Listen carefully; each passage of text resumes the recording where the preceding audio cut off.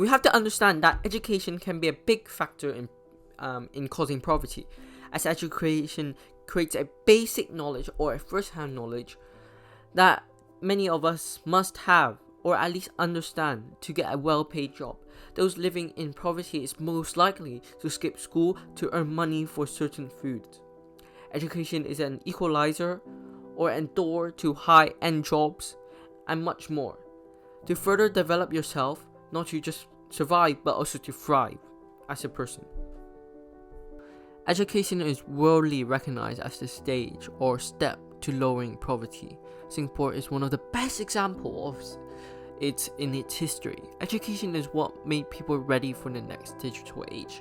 During World War II, many of its citizens were forced out of school, leaving many of its citizens lacking basic knowledge or understanding of maths and more. During 1947, the 10-year program for education policy in the colony of Singapore was formed to help improve education for all, seeing the benefits of the lack of knowledge between those who had proper schooling and those who had not.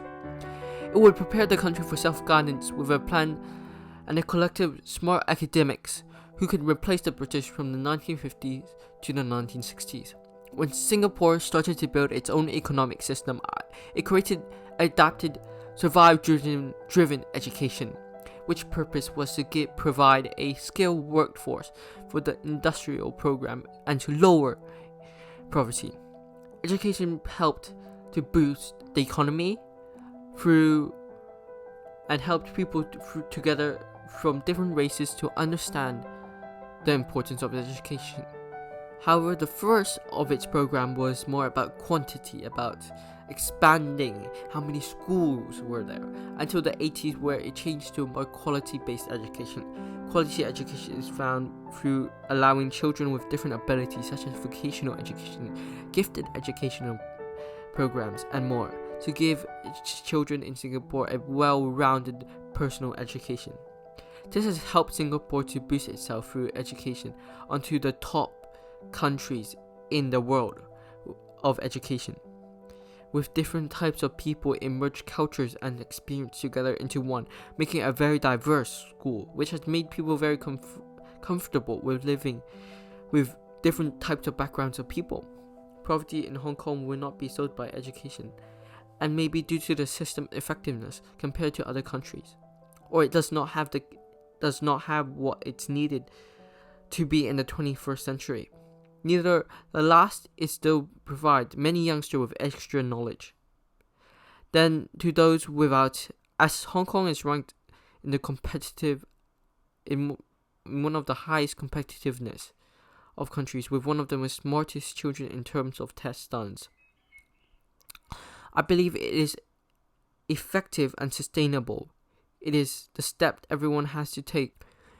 Education has its problem, but it's still very effective. It can help give better jobs and help in terms of a financial position in the future, such as fluency in language such as English, which would make it more attractive to employers. Many people in Hong Kong understand the importance of education, but with that, many still stop their children from having education just to allow for basic needs such as food and more. Hong Kong education system is somewhat similar to the British educational system, which consists of 9 mandatory years of education from 6 to 15. Hong Kong schools are very competitive, including local schools, which can differ from ranking for so-called better schools with better peers, with many also enjoying tuition and more. There are experts who may complain about education in Hong Kong. Many people claim that stress over reciting materials or information, while things such as spoon-feeding teaching is when teachers heavily use textbooks, while class are very descriptive and more. These can be very effective to create a discipline class or for different industries, which allows for understanding things easily or to repeat something constantly.